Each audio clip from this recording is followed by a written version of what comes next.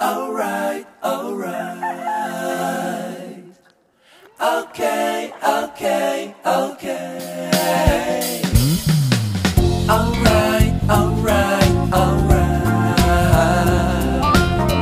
Okay, okay, okay. Alright, alright, alright. Okay, okay, okay. Dup dup dup dup dup dup dup dup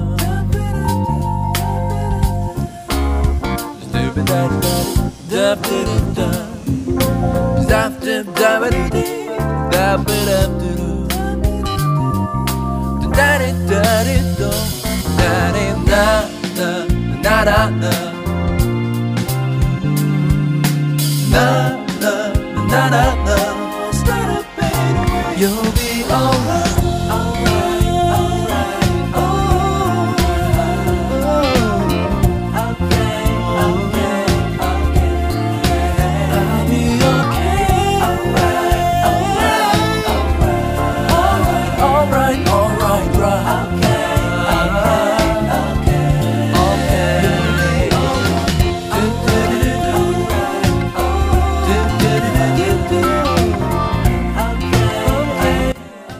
Salut les potos, moi c'est Chambi, je vis aux Philippines et ça fait plus de 15 ans que je vis en Asie du Sud-Est. Alors aujourd'hui, je viens vous parler un petit peu de moi et des vidéos et d'expliquer un petit peu les vidéos précédentes. J'ai eu quelques questions, on se pose bien évidemment la question de qui je suis, donc je vais essayer de vous éclairer un petit peu sur le sujet. Voilà, moi je suis né dans le Pays Basque et à l'âge de 18 ans, je me suis engagé chez les parachutistes et j'ai fait 6 ans dans l'armée. Après l'armée, je suis parti dans le sud du Portugal pendant plus de 6 ans. Suite à un accident de service, j'ai changé ma vie dans le sud du Portugal, dans l'Algarve, et j'avais un petit business de tourisme. Voilà, je promenais les touristes, j'avais une petite cabane au bord d'une falaise, je faisais les petits restos, les petites promenades, voilà. On se débrouillait comme on peut, on vivait bien, on était heureux. Après, par la suite, bon, les problèmes de la vie font que je dois rentrer sur la France et aussi dans quelques, comment expliquer, je pouvais pas m'exprimer en fait comme je le voulais réellement en France. Les cases qui doivent être remplies par certains n'étaient pas prêtes pour moi, donc je suis parti en Asie. J'ai voulu essayer de faire quelque chose par moi-même. J'ai choisi la Chine, il y a plus de 15 ans de ça derrière. Donc je suis arrivé en Chine et j'ai pu en fait m'exprimer dans tous les sens du terme. Grande découverte d'un pays extraordinaire, des gens, une philosophie de vie, enfin un nouveau monde, voilà, la Lune. Je venais d'atterrir sur la Lune. Ça a été une expérience assez particulière. La vidéo que je vous ai présentée sur les montagnes chinoises du Guangxi est une partie de mon aventure. Ma première partie, je l'ai faite dans le développement électronique, les premiers MP3, MP4, MP5 et beaucoup de petits gadgets. Voilà. J'ai produit des choses, j'ai fabriqué des choses. Et en fait, à un moment, bon, j'ai saturé, hein, et puis aussi, il y a eu un gros problème de santé qui m'a stoppé. Hein. J'ai fait une embolie pulmonaire. Donc, d'après les médecins, je devais finir ma vie dans une chaise à attendre le jour fatidique. Mais je me suis battu.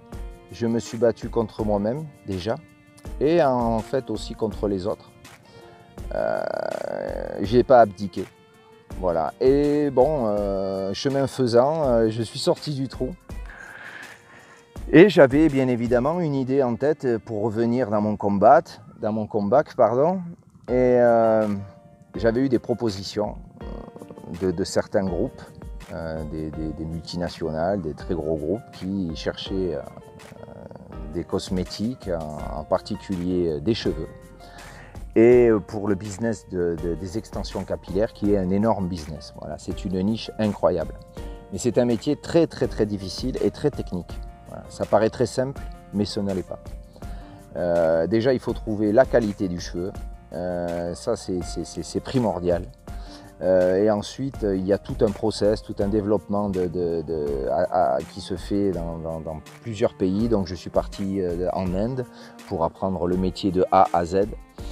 Chez le meilleur, hein, on va dire ça. Donc après ce petit stage commando indien, je suis reparti dans mes montagnes chinoises.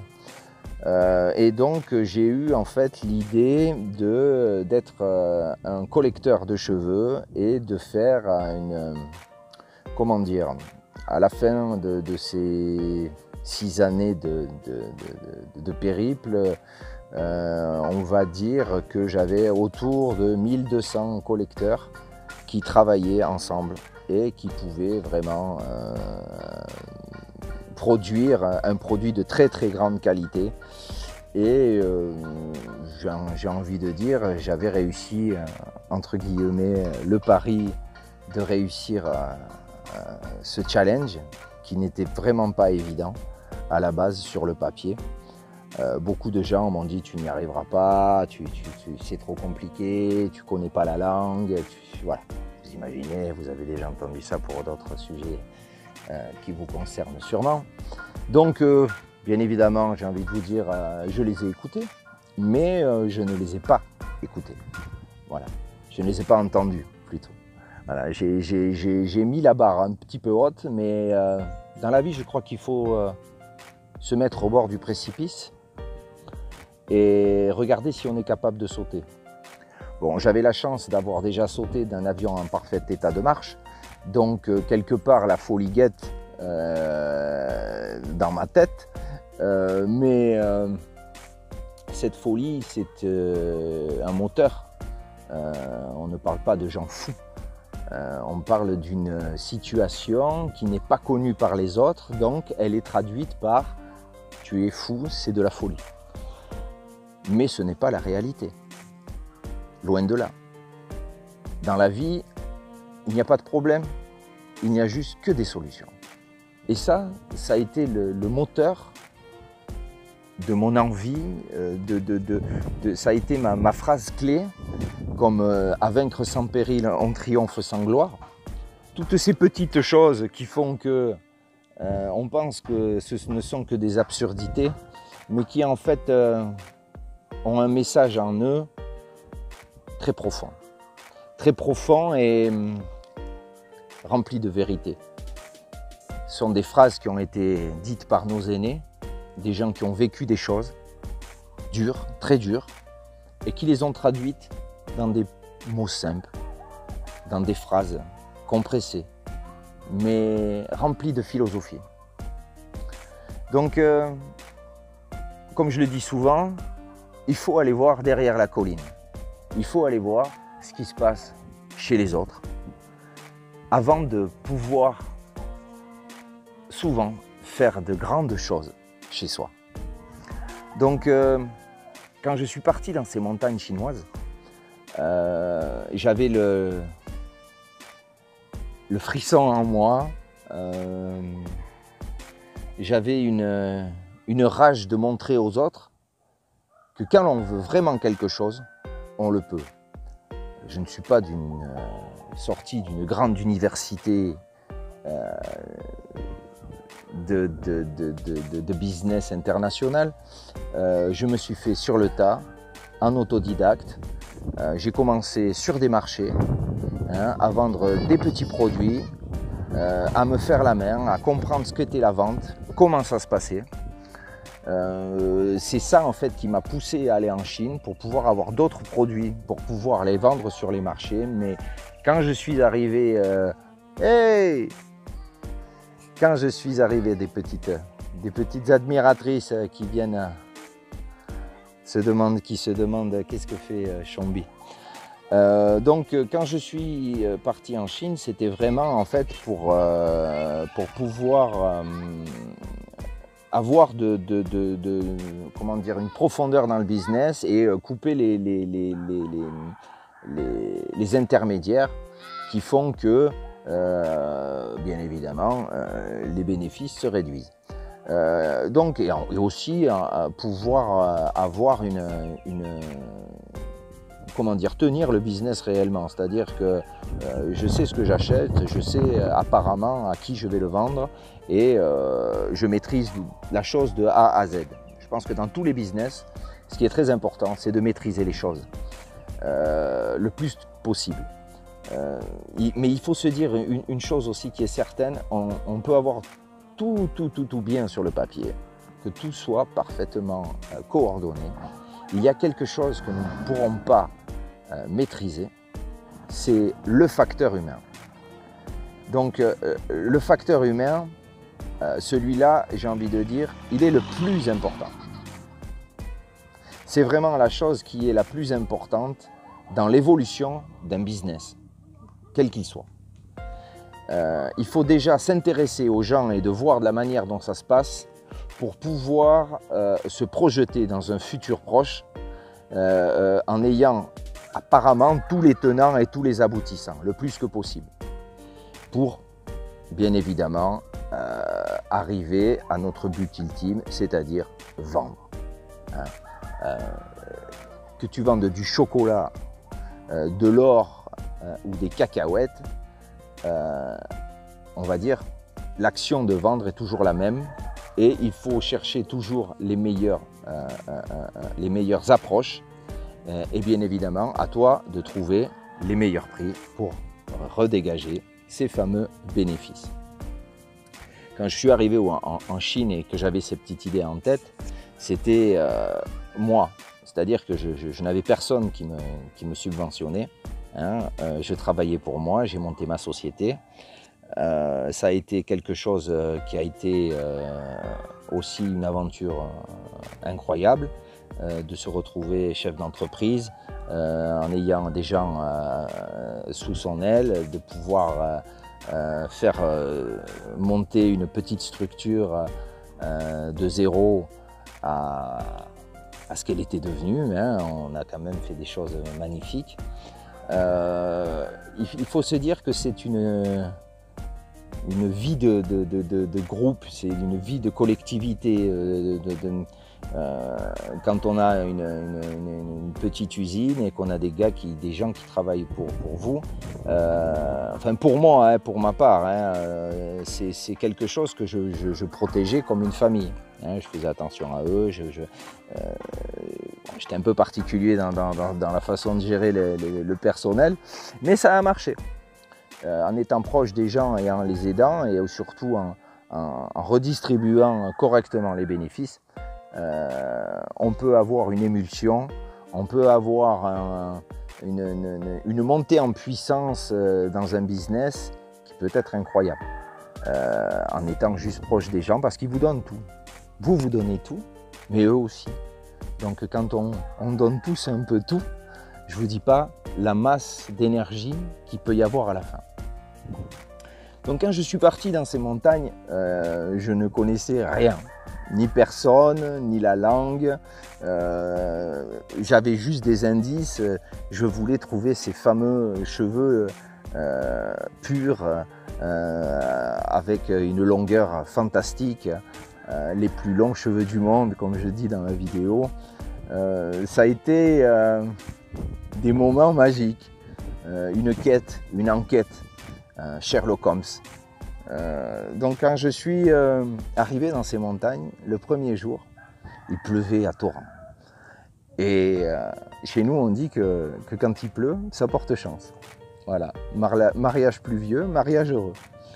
Donc les présages étaient là, des gens m'ont accueilli facilement, j'ai trouvé une maison qui m'a accueilli facilement et c'était justement une femme qui avait été dans le Guinness Book des records avec les plus longs cheveux du monde, 2,40 m de cheveux. Vous imaginez un peu la tignasse à laver.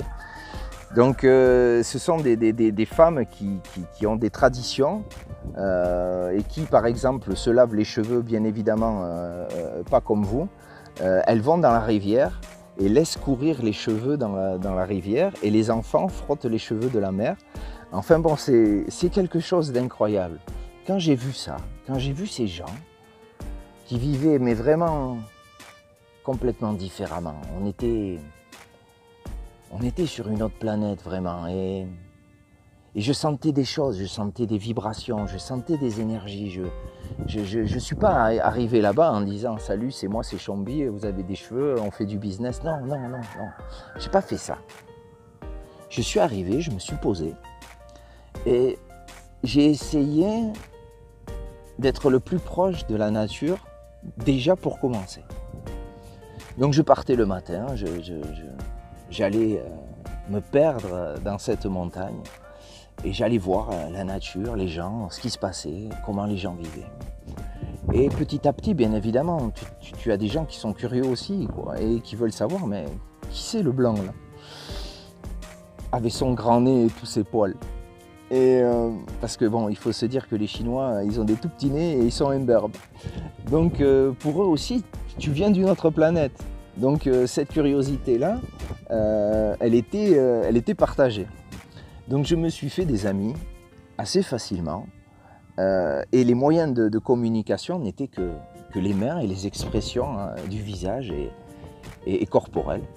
Et petit à petit, à chaque mot, à chaque action, à chaque mouvement, des mots se sont posés dessus. Comment tu dis ça? Comment tu dis ça? Bon, je baragouinais bien évidemment 3 mots de chinois, puisque ça faisait quand même quelques années que j'étais en Chine, mais dans ces montagnes, ça ne servait absolument à rien parce qu'ils ne parlent pas chinois. D'accord? Ce sont des Chinois, mais pour les Chinois, ce sont des minorités. Moi, je préfère le mot communauté. Mais pour les Chinois, ce sont des minorités et qui ont leur langage, leurs coutumes et qui vivent tout seuls dans ces montagnes. Il faut se dire que dans toutes les montagnes que j'ai pu visiter, c'est 300 millions de gens qui vivent dans cette Chine qui est tellement diversifiée dans les façons de vivre. Je pensais que tous les Chinois étaient pareils, mais non. Non, c'était déjà ma plus grosse erreur. Donc je me suis aperçu de la vie de ces gens assez reclus. C'est des gens qu'on laisse dans les montagnes. C'est une histoire assez longue. En fait, ils ont des origines thaï. Il y a eu des migrations thaï. J'ai pu savoir en fait tout ça grâce à l'ADN des cheveux et en fait on s'est aperçu et c'est ça qui m'a fait suivre en fait le cheminement de cet ADN pour avoir un cheveu qui était parfaitement compatible aux cheveux européens, car on ne peut pas mettre un cheveu chinois sur la tête d'une française.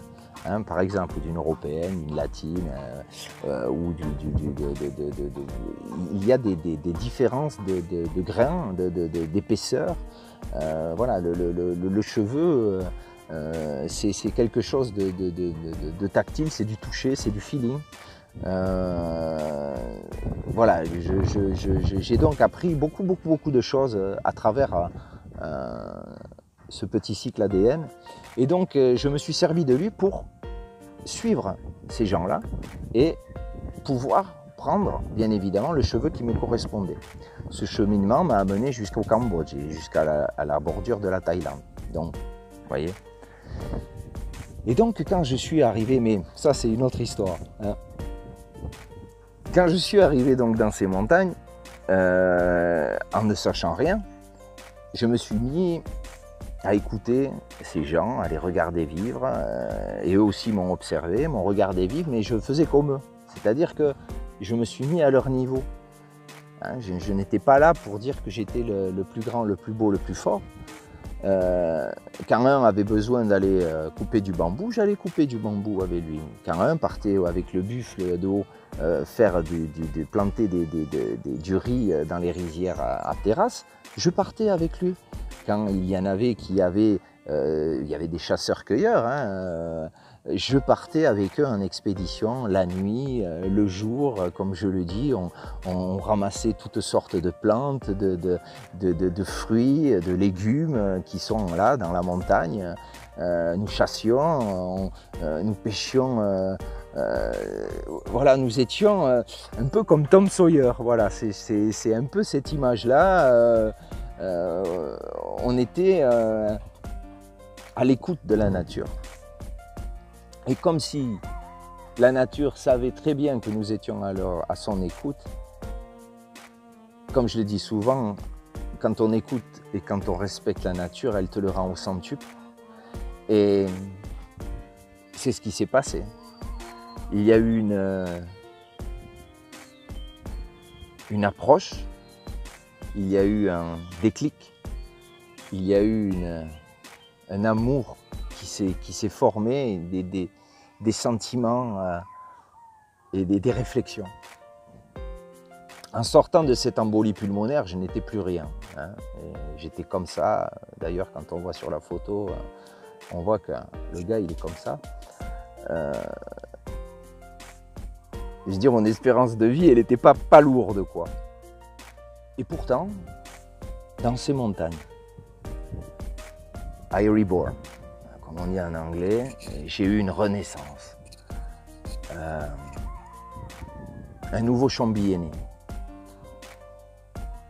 Une nouvelle façon de penser, une nouvelle façon de vivre, une nouvelle façon de voir les choses. J'avais déjà un peu roulé ma bosse, j'avais une petite expérience de vie. Et là, je commençais à poser les cartes pourtant sur la table et j'arrivais à pouvoir les lire enfin. Donc, ces gens m'ont accepté, ils m'ont introduit dans leur intimité. Ils ne m'ont rien demandé en retour.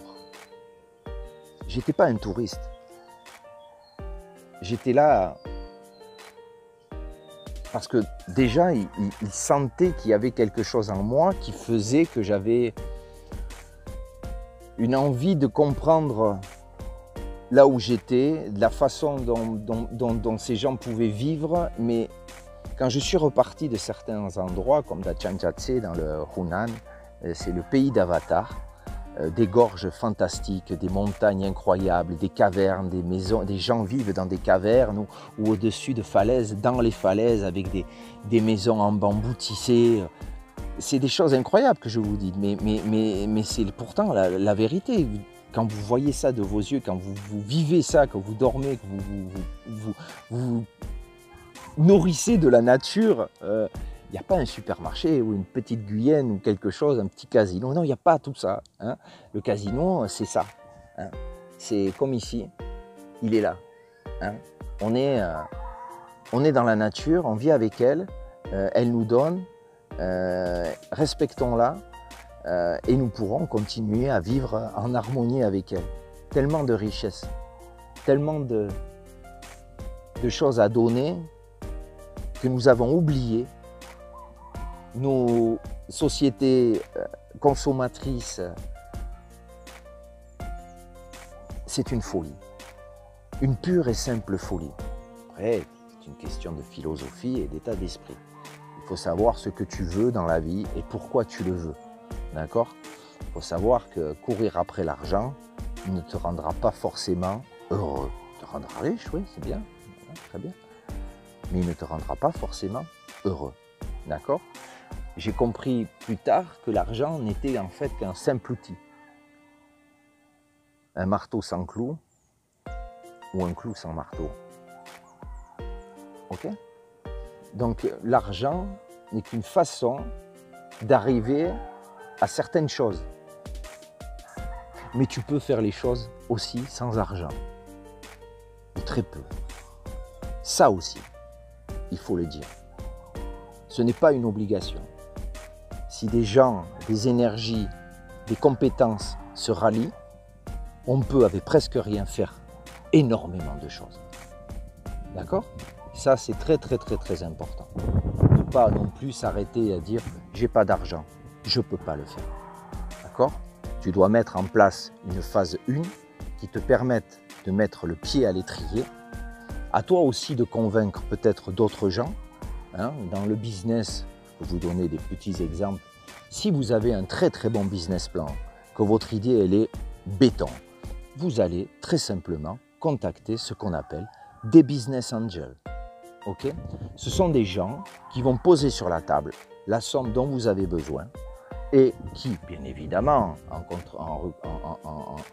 retour, vont prendre un pourcentage de votre société. À vous aussi de bien négocier. Parce que si votre idée elle est bonne, elle est bonne. Si un business angel vous dit oui, réfléchissez un petit peu avant de signer avec lui. Regardez un petit peu ce que vous pouvez faire vous, par vous-même, avec aussi des gens qui peuvent très bien vous aider à un niveau plus bas, mais en ayant une vision sur un marché, en ayant quelque chose que les autres n'ont pas, ce qui était mon cas, vous pouvez en fait mettre ça en évidence, comme on pourrait dire en exergue, qui est on va dire la pyramide, le haut de la pyramide. C'est-à-dire que si vous êtes en haut de la pyramide, tout le monde vous regardera. Si ce produit-là, personne ne l'a, ou qu'il est très difficile à avoir, je peux vous assurer, on vous regardera. À vous de bien le montrer. Hein, c'est comme à la corrida. Il faut agiter le drapeau rouge, hein, la cape rouge, et les banderilles suivront. Ces gens-là peuvent être aussi, comme on dit, des business angels, mais aussi des démons. Hein, ils ne sont pas que des anges. Des gens qui se sont fait happer et en ayant eu toutes les idées et les tenants et les aboutissants, se sont fait manger le business comme ça. Voilà. Mais attention, il y a des gens très bien. Non, il ne faut pas penser qu'il y a toujours des vautours autour, mais il y en a beaucoup. Hein, il ne faut pas se penser qu'on n'est pas dans le monde des bisounours. Hein, okay, il y a des crocodiles, des requins, des vautours, tout ça en même temps. À vous, petit caneton, de ne pas vous faire manger. Vous voyez, c'est un jeu vidéo. Tu dois aller du point A au point B. Sans game over, bien évidemment. Donc revenons à nos moutons. Quand je suis arrivé donc dans ces montagnes et que je me suis fait accepter, bien évidemment, à un moment, les gens étaient en questionnement. Parce que bon, ils m'ont accepté, tati tata, j'allais dans tous les villages et c'était vraiment une fête à chaque fois. Et avec le peu qu'ils avaient, ils faisaient quelque chose d'incroyable. Et pour moi, ça me touchait vraiment, vraiment, vraiment. J'étais vraiment, très, très touché.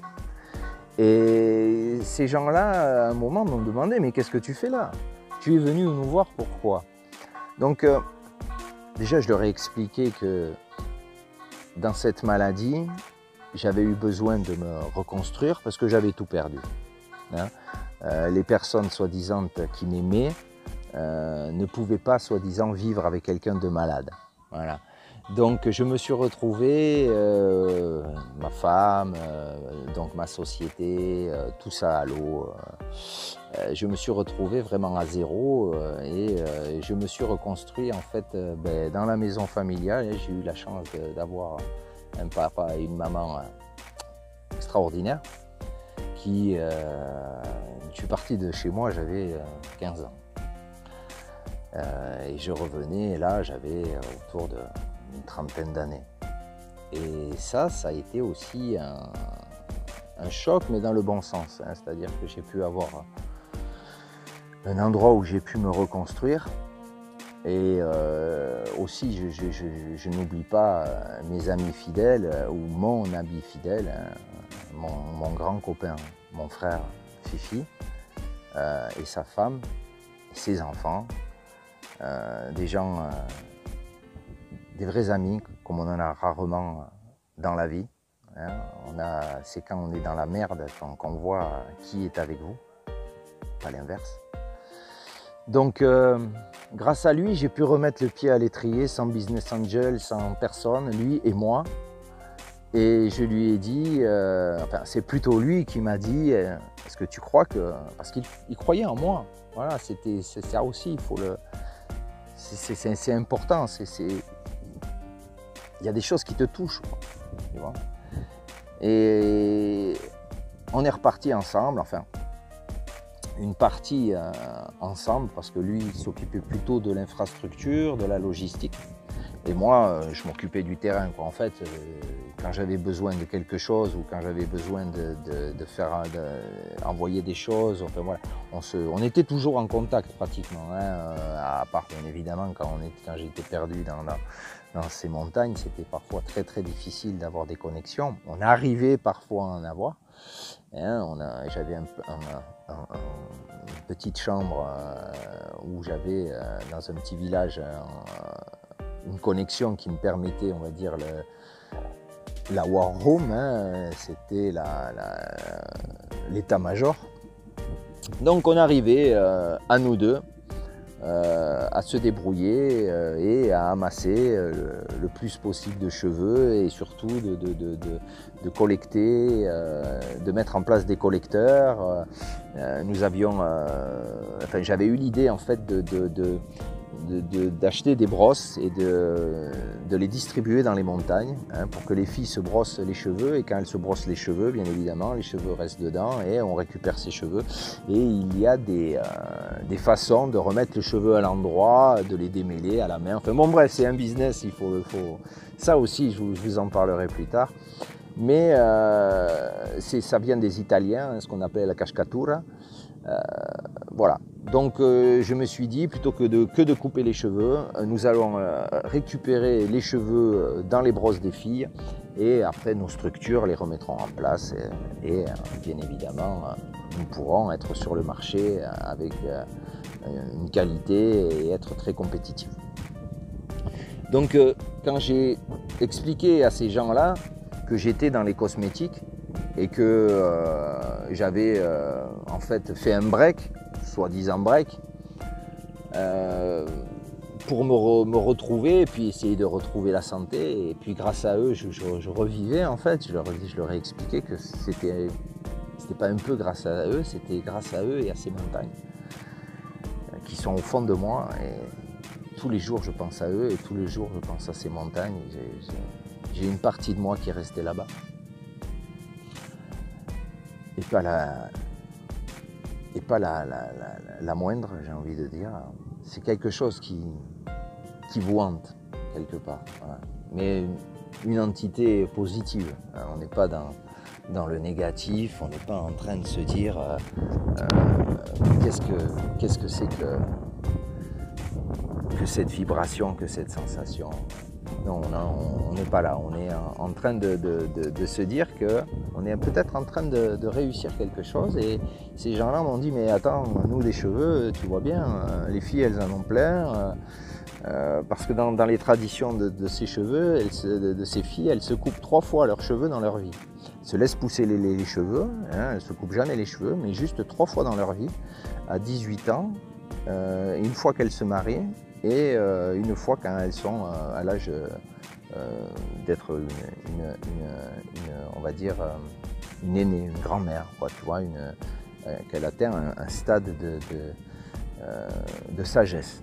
Voilà, ce sont des signes de sagesse. Et en fait, ces femmes font des extensions avec leurs propres cheveux, ou bien évidemment, quand les personnes meurent, eh bien, elles récupèrent les cheveux des mères, des grands-mères, et elles ont tout ça dans des boîtes, quoi. D'accord ? Et en fait, il faut laver, il faut nettoyer ces cheveux. C'est tout un rituel aussi. Et puis bon, moi, je le savais. J'avais vu ça dans pas mal de recherches que j'avais faites, et je savais que ces filles, que ces femmes avaient des cheveux sous le lit, hein, tout simplement. Et il fallait juste en fait pouvoir les convaincre de te les vendre. Parce que tu n'arrives pas avec ta gueule enfarinée et mon grand nez, hein, et dire bonjour, tu as des cheveux de ta grand-mère, tu me les donnes. Non, ça ne se passe pas comme ça. Hein. Aussi pour couper les cheveux d'une fille, il faut avoir, hein, j'ai envie de te dire, il te faut un plan d'action. Tu n'arrives pas, tu n'arrêtes pas la voiture. Enfin, ça se passe comme ça, hein, mais il y a un feeling, quoi. Okay, c'est comme les gars qui t'accrochent dans la rue pour aller manger dans leur restaurant. Hein, tu vois ce que je veux dire? C'est un peu ça. Il y a une façon de faire. Et donc cette façon de faire, elle a été... c'est pas qu'elle n'a pas été difficile à mettre en place, elle s'est mise en place toute seule. En fait, c'était une histoire de confiance, tout simplement. Et quand j'ai trouvé les bonnes personnes, j'ai pu en fait accéder à certaines communautés et ces gens-là m'ont fait confiance. Et en retour, bon, bien évidemment, à moi aussi de les aider sur certaines choses. J'avais monté c'est pas monté, je m'étais arrangé avec quelqu'un que je connaissais très bien qui avait des machines à laver électriques. Moi, je lui ai dit, il faut que tu me fasses des machines à laver à main, quoi, avec une manivelle à l'ancienne. Donc ce mec-là, il m'a dit, oh, ok, pas de problème, écoute, je vais essayer de te faire ça, tati tata. On avait travaillé ensemble au tout début. Mais bon, bref, c'est des contacts qui font que les contacts aident les autres contacts. Et donc j'ai changé des cheveux parfois par des machines à laver, des petits ordinateurs pour les écoles. Je pouvais aussi amener des pilules pour des gens malades, sans avoir quelque chose en retour. Hein. Attention, hein, on n'est pas en train de dire tu me donnes ça, je te donne ça. Non, c'est pas ça. Il y avait des choses qui venaient de moi, de juste moi. Il n'y avait pas de business derrière. Mais ces petites actions ont fait que, ah mais attends, moi je vais t'aider, tu vas aller là-bas, ma soeur elle vit là-bas, et ma cousine elle est là-bas, tu vas aller là-bas, tu vas manger là-bas, tu vas dormir là-bas, tu vois avec elle, elle va te trouver ce que tu veux, vous allez voir, tati tata. Et en fait, tout ça s'est mis en place simplement, presque magiquement. Ok. Donc en fait, quand on est parti, dans cette aventure, dans ces montagnes, on ne savait pas en fait ce qu'on allait trouver, d'accord. C'est ce que je disais, ça a été une enquête au jour le jour. Et en fait, au bout de plus d'un an et demi, 2 ans, en fait, dans les montagnes, à chercher, à ramasser, on a pu mettre en place un vrai business international avec le leader mondial et pouvoir travailler avec des gens, avec Universal Studios pour justement les acteurs qui avaient besoin de très beaux cheveux, de très longs cheveux. Enfin bon, moi j'étais quelqu'un qui a mené un produit très particulier. Parce qu'il faut se dire quand même que maintenant toutes les filles se teignent les cheveux et dans nos sociétés les femmes perdent de plus en plus leurs cheveux à cause de la nourriture, de l'eau qu'elles utilisent pour laver leurs cheveux. Il y a plein de facteurs qui font que nos cheveux deviennent de moins en moins beaux et nous les perdons de plus en plus vite.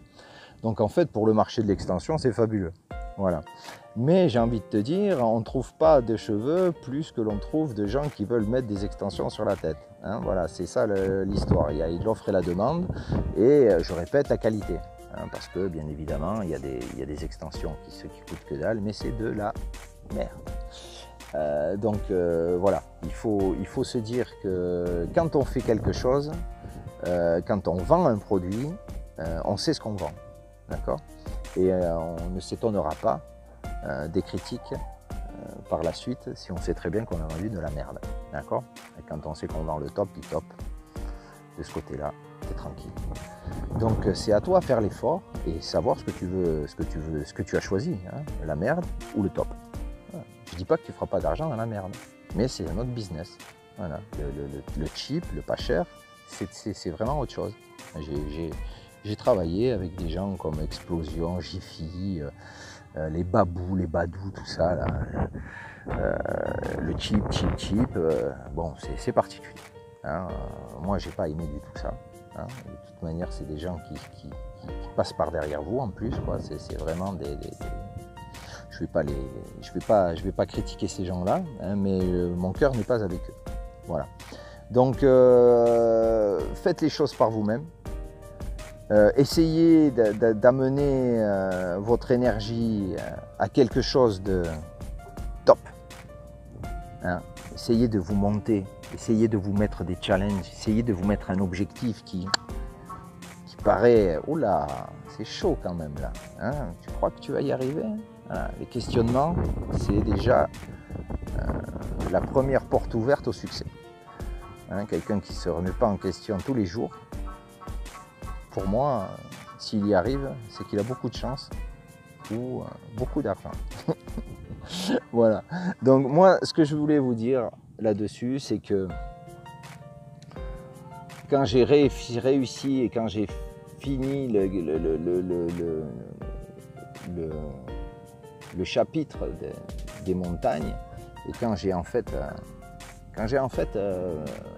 compris qu'il fallait que je continue à bouger et à chercher ce fameux or noir, je suis arrivé sur le Vietnam. Et là aussi, une nouvelle aventure m'attendait. J'ai pu aller aussi pas mal sur la bordure laotienne, refaire exactement ce que j'avais fait. Je suis redescendu par le Mekong sur le Cambodge. C'est des aventures, des histoires de vie qui sont incroyables. Et en plus, la chance que j'avais, c'est que j'ai mêlé tout ça à ma vie professionnelle. Donc, il n'y avait pas de cinéma. On n'était pas là pour jouer à quelque chose. Voilà, on vivait. On vivait une vie, on vivait un moment et surtout, on avait cet objectif. Voilà, il fallait tenir le cap et produire les meilleurs, les plus beaux et les plus longs cheveux du monde. Voilà. Donc, c'était petite explication un petit peu sur la vidéo sur le business en Chine, les business de niche en Chine. Si vous ne l'avez pas vu et que vous avez tenu jusqu'ici, je vous invite à aller la regarder. J'espère que ça vous aura un peu éclairé sur ma personne, sur ma personnalité. Je pense que les vidéos parlent d'elles-mêmes. Moi ici aux Philippines, j'essaye de faire un projet communautaire. Voilà, donc je vous dis à très bientôt les potos pour d'autres explications et puis surtout, allez voir de l'autre côté de la colline, allez voir ce qui se passe, allez voir les autres et vous verrez, vous vous y trouverez. À très bientôt les potos, ou pas.